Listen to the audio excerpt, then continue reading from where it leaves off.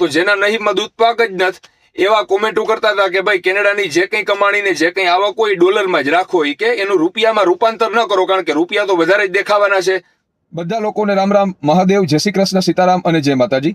આજના વિડીયોમાં એક કડવી વાસ્તવિકતા વિશે વાત કરવાની છે. આખો વિડીયો જોજો. ભારતીય તરીકે જેટલા લોકો ભારતમાં રહે છે એ લોકોને આ કડવી વાસ્તવિકતા સાંભળવી પણ નહીં ગમે, માનવી પણ નહીં ગમે અને સ્વીકારવી પણ નહીં ગમે. પણ લાઈવ પ્રૂફ સાથે બતાવું છું, શાંતિથી આખો વિડીયો જોજો.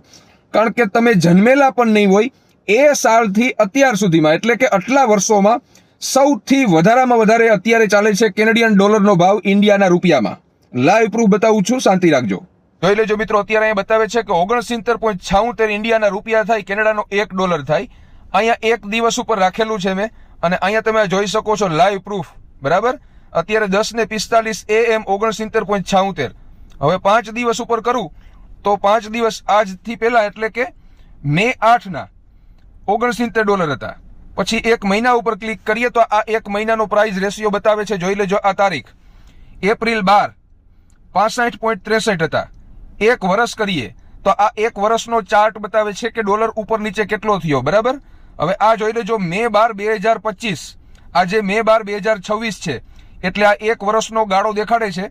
60.69 હતા. એક વર્ષમાં ખાલી $9નો વધારો થયો છે ડોલરમાં.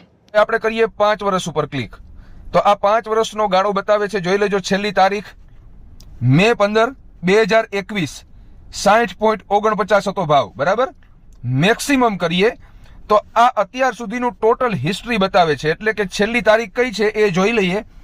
2003 ડિસેમ્બર 5 34.85 ભાવ હતો.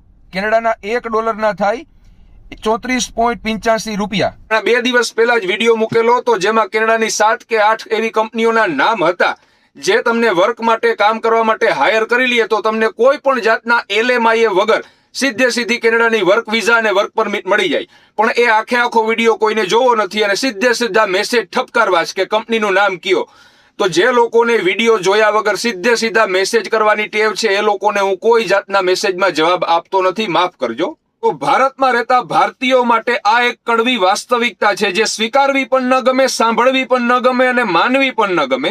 પણ તમારા સિવાયના બીજા ઘણા બધા ભારતીયો જે ખાસ કરીને કેનેડામાં રહે છે, જેમ કે હું અને મારા સિવાયના બીજા ઘણા બધા ભારતીય લોકો, તો અમારા માટે આ સમય રાજી ખુશીનો, આનંદનો દિવસ છે અને દુઃખનો દિવસ પણ છે. કઈ રીતે? કેનેડાના વિઝા, નોકરી ધંધા અને પગાર ધોરણના ઘણા બધા વિડીયો મેં બનાવેલા છે. ફેસબુક ઉપર તમને મળી જાય, પણ તમારે જૂના વિડીયો તો જોવા છે નહીં. અરે આખો એક વિડીયો પણ તમારે નથી જોવો, સીધી કોમેન્ટો ઠપકારવી. એ બધા વિડીયોમાં હું બોલું છું કે આ નોકરી કરો તો આટલા બને અને એના ઇન્ડિયામાં કેટલા રૂપિયા બને. તો જેના નહીબમાં દૂધ પાક જ નથી એવા કોમેન્ટો કરતા હતા કે ભાઈ કેનેડાની જે કંઈ કમાણી ને જે કંઈ આવક હોય ડોલરમાં જ રાખો, કે એનું રૂપિયામાં રૂપાંતર ન કરો, કારણ કે રૂપિયા તો વધારે જ દેખાવાના છે.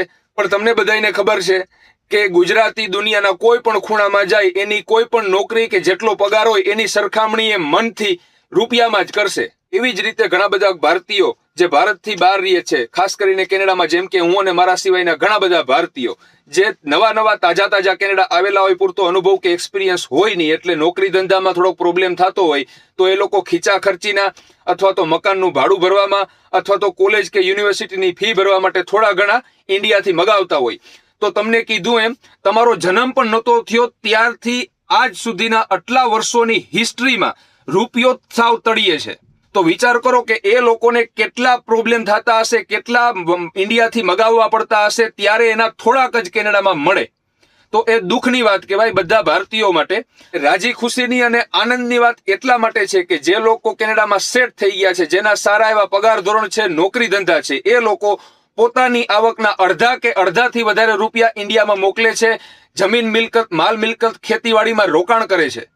તો વિચારો કે એ લોકો માટે કેવો સોનાનો દિવસ કહેવાય કે કેનેડામાંથી એ લોકો ફક્ત $1 મોકલે એટલે ઇન્ડિયામાં એના સીધા 70 રૂપિયા થાય.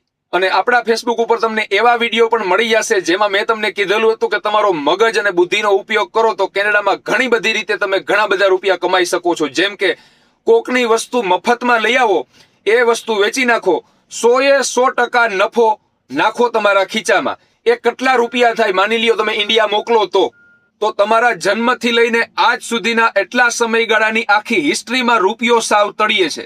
તો ભારતમાં રહેતા ભારતીય લોકો માટે આ એક સમજી ન શકાય અથવા તો સ્વીકારી ન શકાય એવી કડવી વાસ્તવિકતા છે અને વિચારવા લાયક પણ છે.